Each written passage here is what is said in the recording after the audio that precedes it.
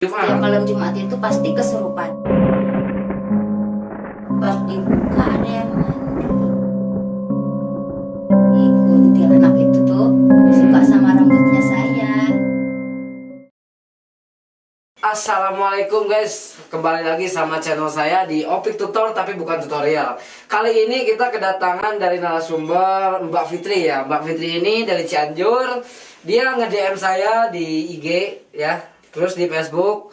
Katanya punya cerita horor. Jadi buat kalian yang punya cerita horor bisa DM saya ya. Jadi kalau jaraknya dekat atau gimana bisa kita undang ke sini di tempat sederhana kami di sini ya. Jadi kita mau terus terang aja langsung nanya pada intinya sama Mbak Fitri ini ya. Mbak Fitri coba diceritain pengalaman terburuk dalam hidup. Pengalaman terburuk saya dulu ya, saya tuh sempet gagal nikah 3 kali. Gagal nikah 3 Ya, kali. padahal udah dilamar ya udah tiga udah dilamar. Oh. Ya. Faktornya karena apa itu? Ya intinya sih dari yang lain-lain itulah, gaib-gaib gitu. Gaib gitu. Boleh diceritakan kronologinya? Ceritakan dari awal kalau bisa malu-malu. Jadi penonton ini biar gitu kan suka ada nyangka settingan-settingan nih. Ini enggak ya guys ya. Jadi kita bisa dengarkan langsung nih kisah nyata dari Mbak Fitri ini. Intinya ya saya kan udah 3 kali nih nggak jadi nikah. Nggak jadi nikah. Dan anehnya itu kalau udah tunangan tuh dari seminggu aja langsung diputusin. Yang mutusinnya Mbak Fitri apa gimana itu?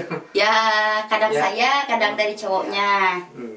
Nah udah gitu kan saya aneh gitu, kenapa kok saya bisa kayak gitu padahal kan gak mau kan orang kayak gitu, gak mau kan. Iya. Pengennya kan mulus-mulus aja. Terus kan itu ngerasa ini ada yang janggal nih kayaknya.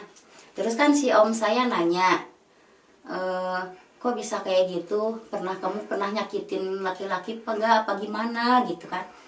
Ya saya bilang perasaan enggak deh, enggak pernah nyakitin siapapun gitu kan. Kata si om saya, apa ada cerita yang dulu-dulu apa yang gimana enggak pernah cerita sama keluarga katanya. Iya, pernah sih waktu dulu tapi masih kecil kata aku ya. Waktu umur 14 tahunan lah. 14 tahunan. Dari situ kan ngerasa aneh, ingat aja ke situ cerita waktu dulu. Pas waktu main-main loncat-loncat tinggi kayak masa lalu lah, masa masa lalu kecil kan. lah. Nah, di situ waktu kejadian itu jam 6. 6 maghrib. 6 ya mau pada maghrib. Iya. Masih main aja gitu kan, orang-orang udah pada masuk rumah, teman-teman udah pada masuk rumah. Nah, di situ saya tuh ada yang manggil. Nama saya Pit. Nah, cewek ya, kayak cewek. Aku tuh ngelirik, tapi yang manggil tuh di belakang tuh ada pohon gede, yang pokoknya pohon zaman dulu gitu, nggak pernah ditebang itu kan, nggak boleh ditebang.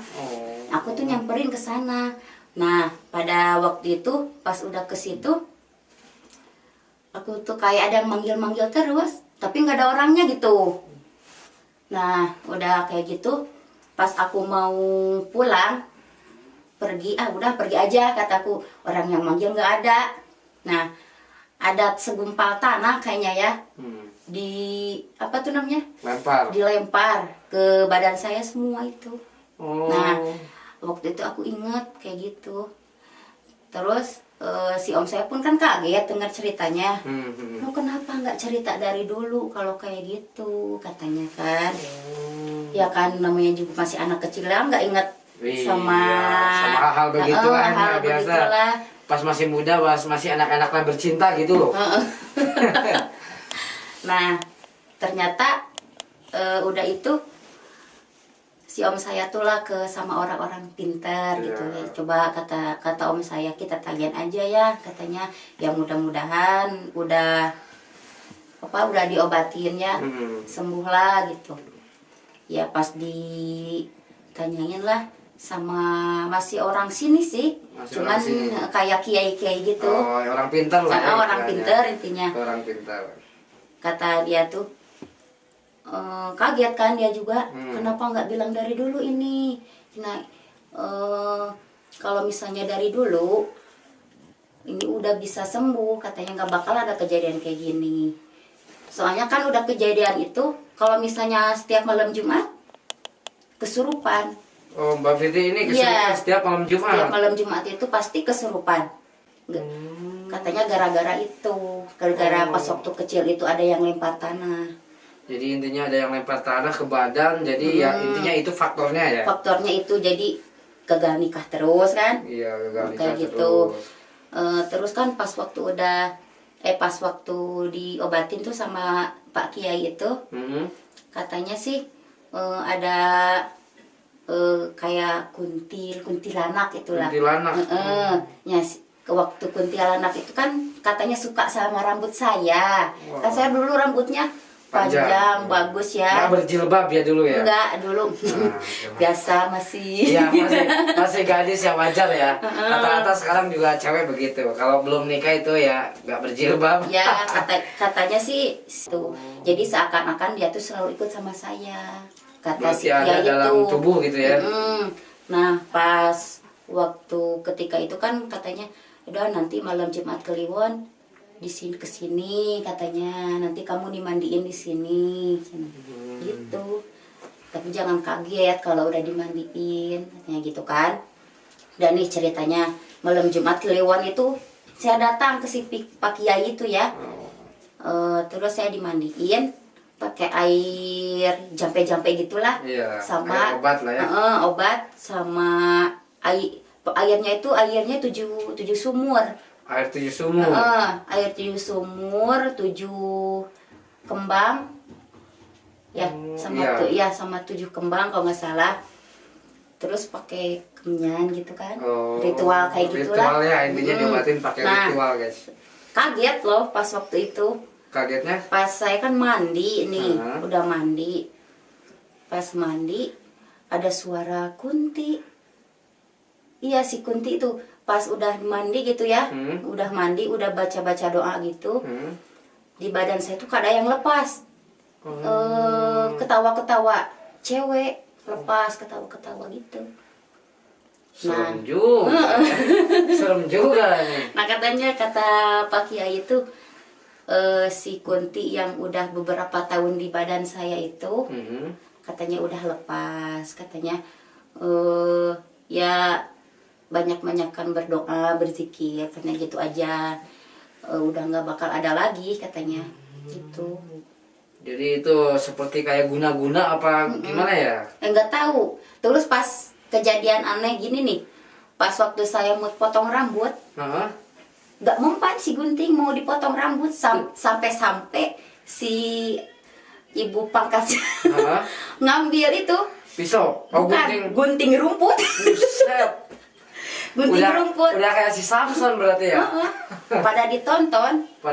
Iya katanya ini kenapa ini? Kan nggak mempan ya. Digunting rambut itu nggak mempan. Juga istighfar, ya Allah kenapa ini kenapa? Aing kenapa guys gitu. Rambutnya tuh nggak mempan dipotong. Sampai kan digunting ama itu juga nggak digini-gini nggak. Kan buat rumput itu kan gede merenanya. Itu bisa buat gunting kepala orang itu. Nggak mempan itu.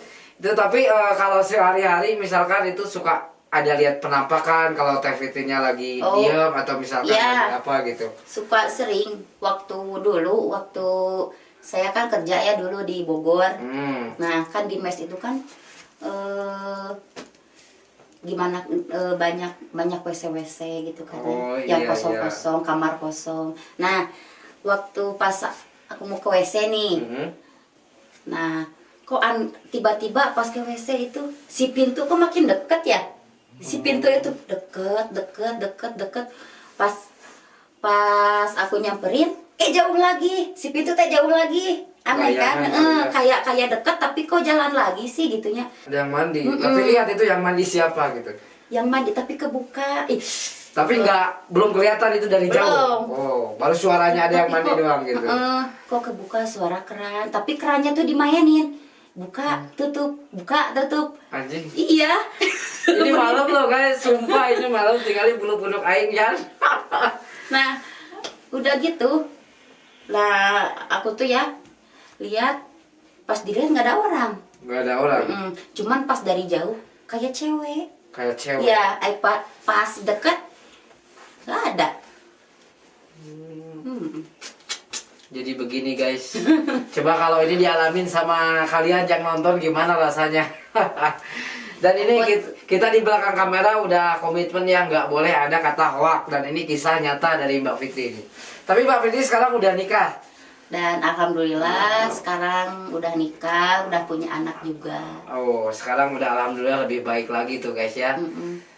Coba diceritakan lagi. Ada terus sekarang. Ada nih, kan mungkin pengaruh si pas belum dimandiin kali ya, pas belum sembuh nih. Waktu pas masih di Messi, ada yang manggil cewek, sini kesini katanya. Saya kira itu kan tangga. Saya kan dari lantai 3 nih.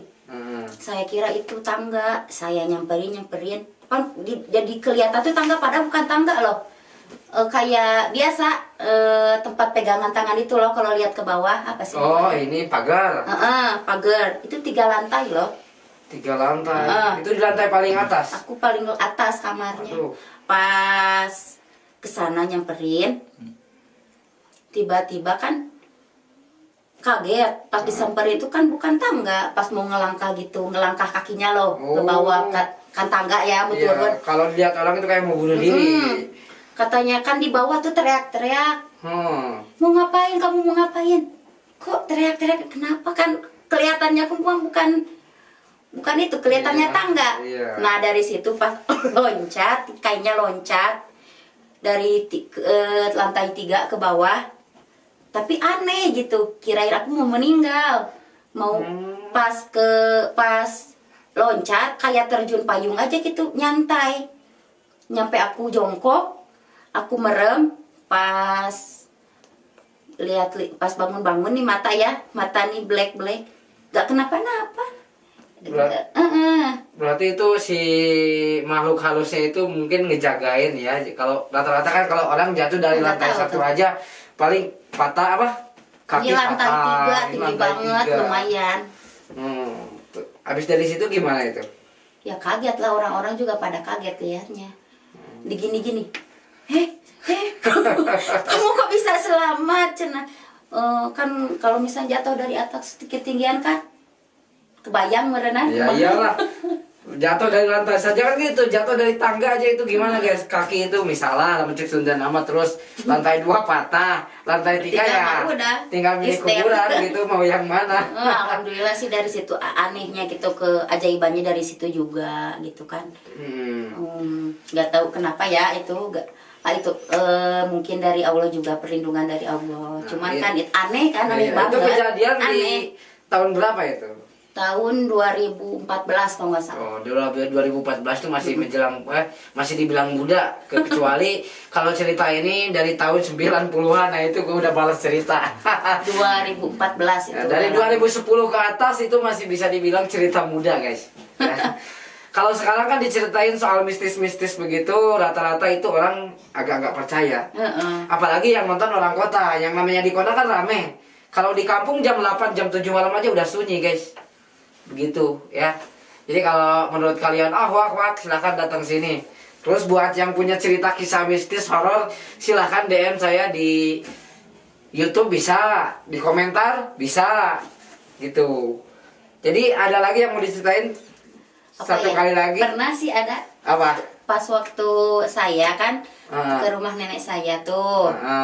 Nah, kata nenek saya tuh, habis maghrib katanya, mintain garam dong sama si Uwa. Kan dulu kan gitu ya. Udah saya minta garam nih, pas baru aja masuk mau ke rumah nih, saya lihat kok pintunya gelap banget gitu ya. Pas mau dibukain, ada itu tuh yang badak-badak.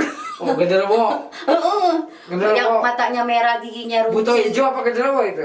Gak tahu, buta genderuwo kayaknya. Genderuwo. Lagi gini aja nih depan pintu. Terus gimana itu reaksinya Mbak Fitri? Pingsan apa gimana? Lari juga nggak nyampe kan? Itu kayak dalam mimpi ya. Lari kalau di dalam mimpi tuh kayak susah gitu loh. Berarti lamun ayeuna urang lompat aja mimpi kan juga hese gitu rek lompat. Ya, teh jauh juga gitu. Gitu. Nah, berarti udah sampai situ aja. Udah kayaknya udah segitu. Nah, begini guys, jadi pengalaman Mbak Fitri ini di tahun 2014 ya. Tapi sekarang udah nggak ngerasain hal-hal yang begitu gitu. Alhamdulillah udah enggak lagi. Udah enggak ya, alhamdulillah udah menuju kehidupan yang lebih baik lagi guys. Jadi emang di tahun-tahun 2011 sampai 2015 itu mistis itu benar nyata guys. Kalau sekarang kan suasana udah rame. Di mana-mana sekarang udah rame gitu. Yang biasanya sepi sekarang udah dibangun-bangun apa gitu. Jadi ngikut rame gitu loh. Berarti cerita dari Mbak Peti itu cukup segini ya. Ya udah. Nah, begitu pengalamannya guys. Yang penting kita di sini gimana ya, menghibur penonton gitu. Jadi biar penonton tuh tahu kisah-kisah. Oh, ada cerita ini, ada cerita itu gitu lah. Walaupun ya berbagi pengalaman ya guys ya. Jadi buat kalian intinya yang punya cerita-cerita begitu bolehlah kontak. Gitu aja ya. Oke, di sini mungkin udah ya segini aja ceritanya. Ya udah. Nah, Mbak Fitri ini terima kasih banyak Mbak Fitri udah Ya, mau datang jauh-jauh dianterin sama suaminya. Suaminya ada di belakang kamera guys, liatin. Oke, berarti cukup sampai di sini aja cerita kita dan besok kita undang lagi, kita pilih ya. Jadi kan banyak yang nge-DM nih yang mau cerita-cerita, tapi kan di belakang kamera ini kita udah omong Mbak, udah apa tuh? Udah komitmen gitu loh. Udah ngomong nggak boleh ada kata hoak gitu. Kalau mau cerita ceritain aja yang sejujurnya, yang nyata gitu, yang pernah dialamin. Oke, mungkin segitu dulu lah cerita kita. Jangan lupa like, komen, dan subscribe kalau kalian suka ya. Kalau kalian nggak suka nggak apa-apa, yang penting gift 5 juta buat Mbak Fitri. Oke guys, makasih banyak. Assalamualaikum warahmatullahi wabarakatuh.